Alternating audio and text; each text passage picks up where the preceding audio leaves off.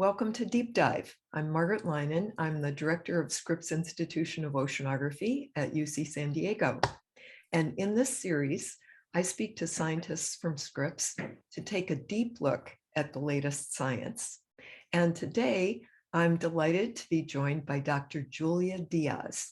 And Julia is an assistant professor of biological oceanography, marine chemistry, and geochemistry at Scripps.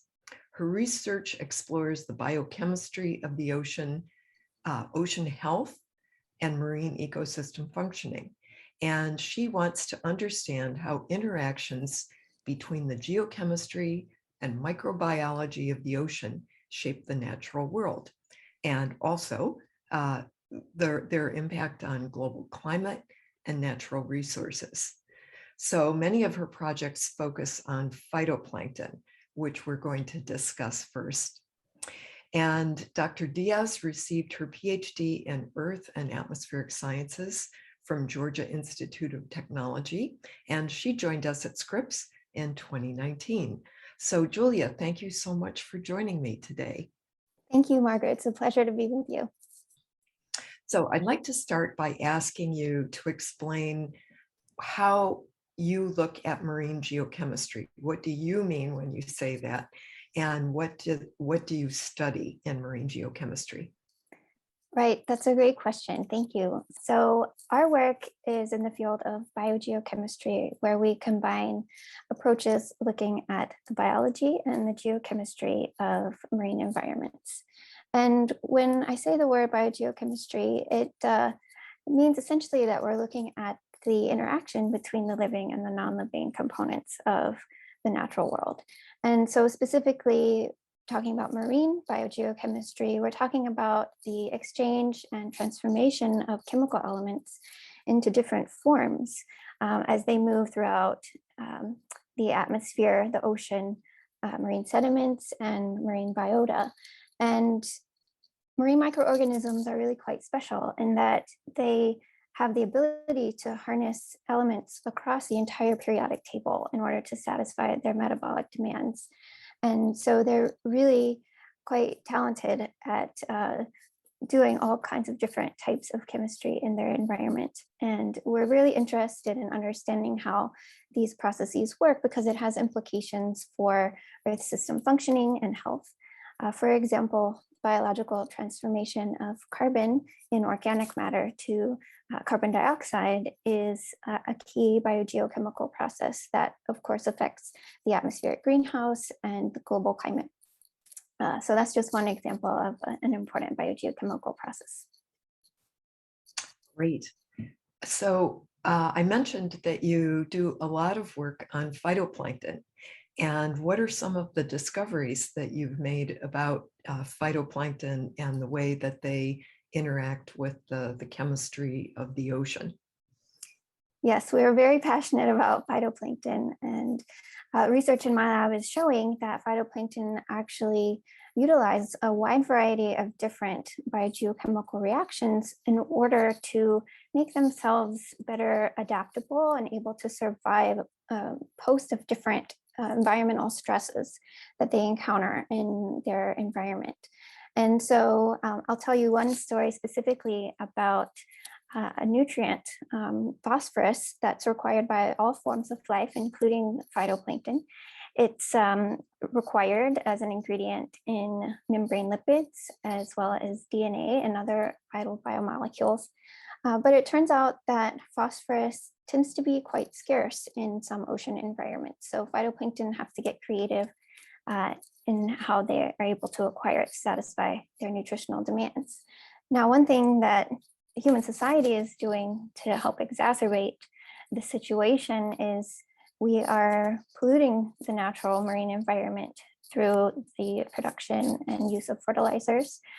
So nitrogen is enriched in a lot of coastal and even open ocean ecosystems due to these human activities, and that drives the microbial community, including phytoplankton, to become even more starved for phosphorus. And so we're understanding the molecular mechanisms of how phytoplankton deal with that increasing level of phosphorus stress. And so if I I can go ahead and share some of these images that I prepared here. What we're looking at here is in the lower left, we have phytoplankton cell depicted in green. And what phytoplankton prefer to do is they prefer to take up a type of phosphorus called phosphate, which is an inorganic dissolved form of phosphate we abbreviate as PI. And that is the most biologically available usable form of phosphorus that tends to be scarce in most marine environments.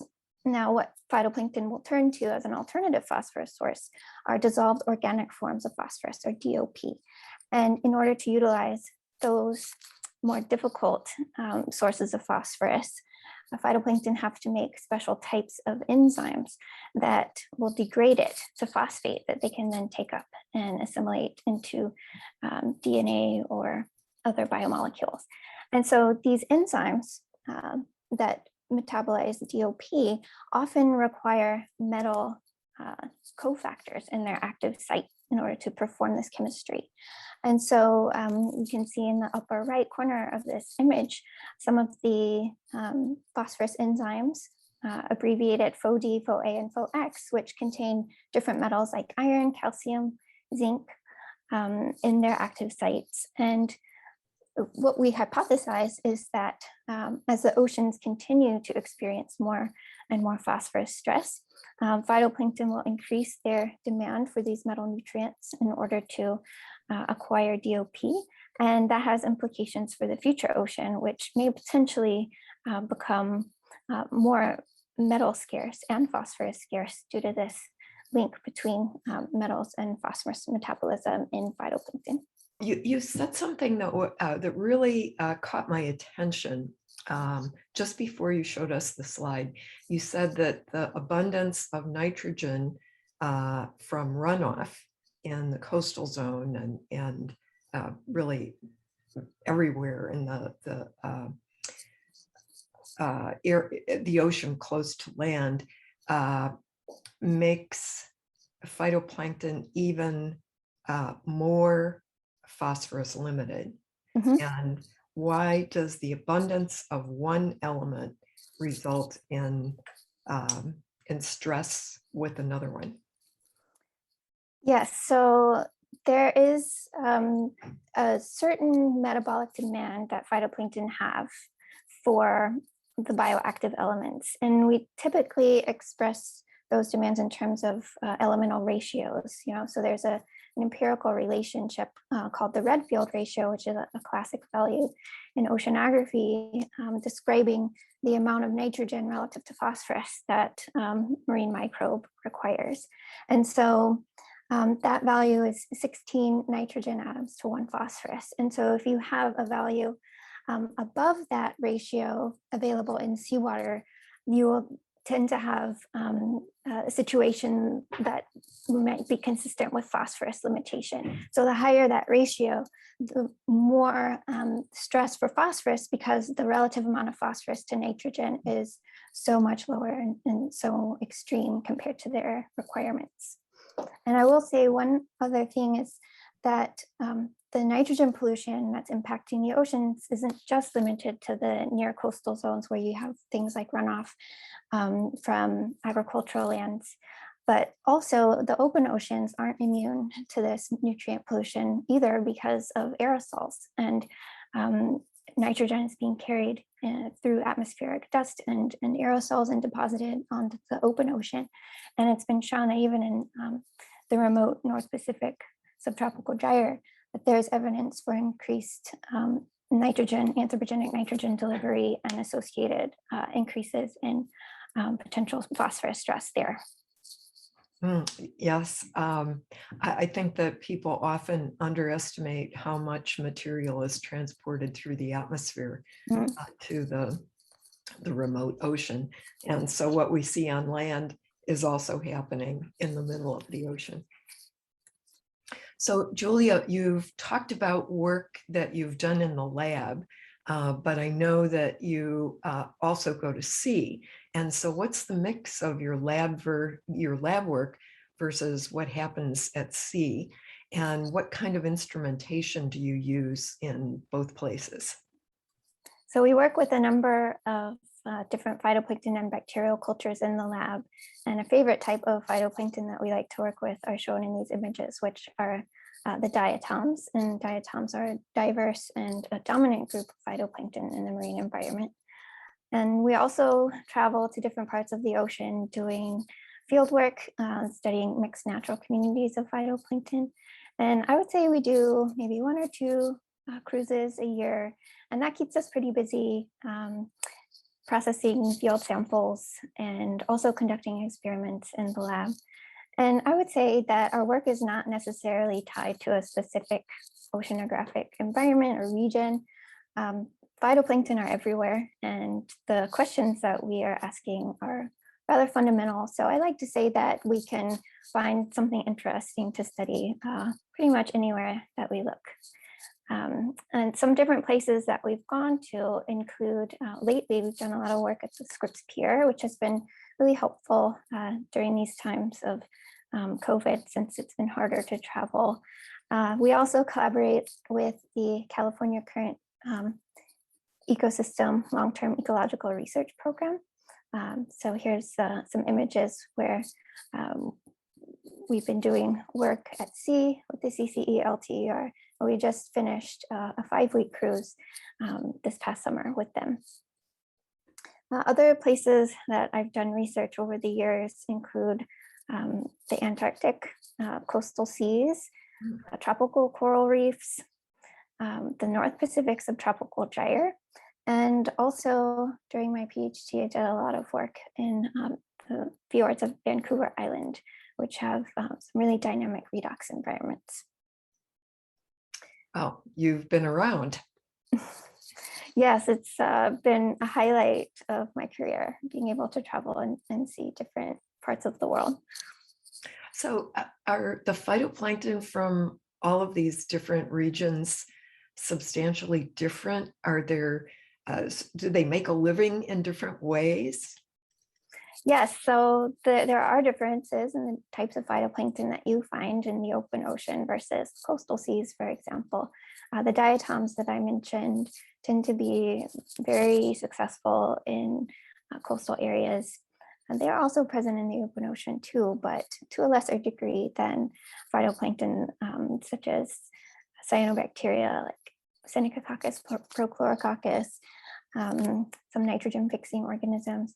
And so you do see a lot of variety in that, and also in the types of biogeochemistry that are dominating in different ecosystems based on the availability of nutrients and carbon, which all serves to drive the metabolic processes in different ocean regions.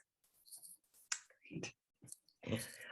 So we've heard a lot over the last few years about free radicals, and we've heard about it in terms of diet. We've heard about it in terms of you know, the way that your skin works. And you had a study come out in 2019 on free radicals or reactive oxygen species in marine ecosystems. And all of my colleagues tell me that this paper really changed conventional wisdom, or it upended conventional wisdom on how free radicals impact phytoplankton. Tell me about what you found. Yes, thank you. I love talking about this study. It's been fun to challenge some of these assumptions, like you mentioned. And so ROS, or reactive oxygen species, represents sort of the second main area of research in my group. So I mentioned phosphorus earlier, but we do also a lot of work on ROS. And ROS are made by all forms of life. And as you mentioned, if anyone has heard anything about ROS before, they've probably heard that they're harmful. And so, as you mentioned, you know, we're confronted with this messaging whenever we see ads for foods or personal care products that are rich in antioxidants that degrade ROS in our bodies. But as it turns out, we know from research on higher organisms like animals, plants, and fungi that ROS can be beneficial in some ways to life. And so we're a bit further behind in our understanding of ROS physiology in the microbial realm. So this is one area that we're really excited to tackle. And so what we found is that phytoplankton produce extracellular ROS intentionally according to their light environment. They can produce more reactive oxygen species if there's higher light stress, and that helps them cope with excessive levels of light in their surroundings. And so in this context, we're talking specifically about an ROS called superoxide. So in this image here, you can see in the lower left, I've provided the names and abbreviations for some of the dominant ROS that you would find in the marine environment. So superoxide is just like the oxygen that we breathe, except that it has an extra electron on it, giving it radical characteristics and a net negative charge. And this superoxide is produced by phytoplankton in the ocean. It's also produced by abiotic photochemical reactions. And it reacts extensively, as you can see in this diagram, with different nutrient and toxic metals, which gives rise to other ROS like hydrogen peroxide and the hydroxyl radical, all of which impacts the availability of oxygen in the environment, because when these ROS form, it removes oxygen. And there are additional possible impacts as well on ecosystem health through the production of these ROS that can potentially be harmful at high concentrations. Now, back to the idea of light stress, phytoplankton are photosynthetic, which means that they need light to survive. But when there's too much light, they can experience damage to their photosynthetic machinery. And so the ROS production comes in because it's transferring that excess energy onto oxygen in the form of an electron in order to sort of decharge those photosynthetic batteries, just like you might do to a battery as you run it down in your phone or something like that. Phytoplankton will protect their photosynthetic machinery by producing superoxide. And so this is important, we think, because we know that phytoplankton are going to be experiencing, and they have been experiencing, more light in their environment due to climate change. And we hypothesize that this could result ultimately in higher levels of ROS production in seawater that could have impacts on metal and carbon cycling, as well as ecosystem health in the future. Interesting. You just said that phytoplankton were seeing more light in their environment as a result of climate change. Explain how that is taking place. Yeah, so this is a bit of a complex process involving a lot of physical oceanographic concepts. So the warming of the atmosphere due to climate change also warms the surface of the ocean, and it changes the physical structure of the habitat of phytoplankton. So there's this feature called the mixed layer that you'll find in the upper part of the ocean, where there's enough sunlight for photosynthesis. And due to warming, the mixed layer is becoming shallower. And so what happens to phytoplankton is that they will become more restricted to a more and more shallow layer of the ocean that overall receives more sunlight throughout a 24-hour period than it used to at lower temperatures. Got it. So it's really that they're restricted from the lower light environment that they That's right. used to be able to occupy. Exactly. Yes. Great.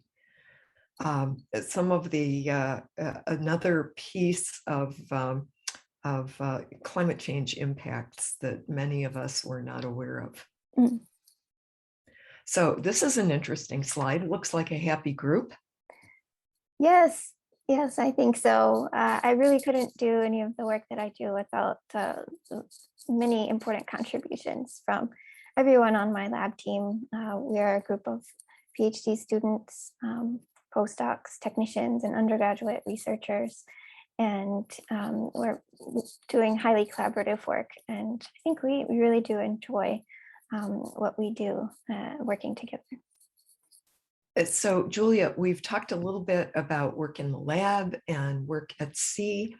What about instrumentation? What kinds of tools do you use to do this work? Well, our toolbox consists of a variety of interdisciplinary methods, transcending molecular biology, microbiology, and geochemistry. So in terms of the geochemistry, most of our work involves either spectrophotometric or chemiluminescent detection methods using flow injection or multi-mode plate reader automated analysis. At the level of molecular biology, we do a lot of work with pure enzymes and pure proteins. So we've been expressing enzymes in E. coli and in phytoplankton themselves to test the biochemistry and localization of different proteins that are important in phytoplankton stress responses. We also conduct proteomics methods using liquid chromatography paired with tandem mass spectrometry to look at the full suite of proteins that are being produced by phytoplankton cultures and natural communities. And then we also use flow cytometry and a special type of fluorometry called PAM fluorometry, which helps us count and look at the photosynthetic health of different phytoplankton functional groups in natural mixed communities, as well as the cultures that we work with. You have an enormous toolbox, it sounds like. Is a lot of that in your lab, or do people have to go to other parts of the university to access that? Yes, a lot of the equipment that I mentioned is in our lab. And with the exception of the mass spectrometry tools, we do most of the work that we do in-house or in our own lab. We also collaborate a lot with other groups. So we make our instrumentation available to other researchers who may be interested in the types of measurements that, that we can do. And we also collaborate to some degree as well with the other labs on campus, accessing different microscope resources and things like this that we don't currently have in our lab. Great. So if I were an undergraduate at UCSD, would I actually be able to work in the lab? Could I be trained to use some of this equipment? Or is this the province of, just the technicians and yourself? So we absolutely love to have undergraduates in our group. And in fact, there are 2 undergraduate researchers right now working in my lab who have been trained on many of the techniques that I mentioned. And so, it's a very welcoming environment, and we certainly like to make the opportunity available to undergraduates. So we have a number of positions at any given time to host undergraduate researchers, but between maybe 2 and 3 positions at any given time is something typical for us. Boy, that's a great opportunity for our undergraduate students, and an opportunity to see how science is really done and do it themselves. So what kinds you've talked a lot about the work that you have been doing with phytoplankton and your work on free radicals and so forth. What's up for the future? Are there any new directions that you're going in? Yes, one of the things that I'm very excited to pursue is along the theme of the reactive oxygen species work, where we think that phytoplankton might be generating ROS for another beneficial reason, which is to participate in cell signaling processes that could be involved in defense mechanisms against predators. So one of the things that phytoplankton have to deal with on a regular basis is defending themselves against larger organisms that might want to eat them. And it looks as if from our preliminary data, there could be a link between ROS production and a decline in rates of phytoplankton being grazed by larger zooplankton. So we're pursuing this as a potential theme, cross-cutting the biogeochemistry with the ecology, looking at ROS as potential signaling and infochemical molecules.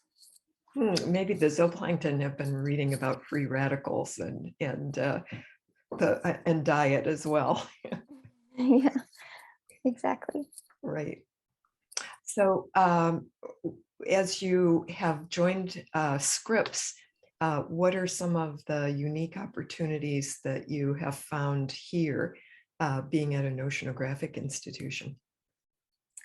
Well, we have enjoyed many new collaborations since we've come to Scripps. I mentioned the work that we've started doing with the CCE LTER program. That ties in closely also with some work that we've begun discussing with the Cal Coffee program as well. So we are trying really to integrate with both of those ongoing programs to add more work looking at phosphorus cycling. So phosphate has been something that's been measured routinely through both of those programs for many years. But we would like to add more of a perspective on the dissolved organic portion of the marine phosphorus cycle to those data. So we're working on that. We are also working a lot with Kathy Barbeau's trace element geochemistry group, looking at the linkages between phosphorus metabolism and metal demands that I mentioned earlier. We've also been enjoying a really fruitful collaboration with Martin Tresqueras' group, looking at the localization of different proteins that are involved in the phytoplankton ROS production pathway. And so with this work, we've been tagging the enzyme that we think is responsible for the superoxide production in diatoms with a fluorescent label tag. This is all within the genome. So we're generating mutant cell lines of these diatoms that are expressing fluorescent tagged versions of these proteins. And then we're looking under the microscope at the live organism using the super high resolution confocal fluorescence microscope in the Tresqueras lab to see where those proteins are actually localizing in the cell. Fantastic.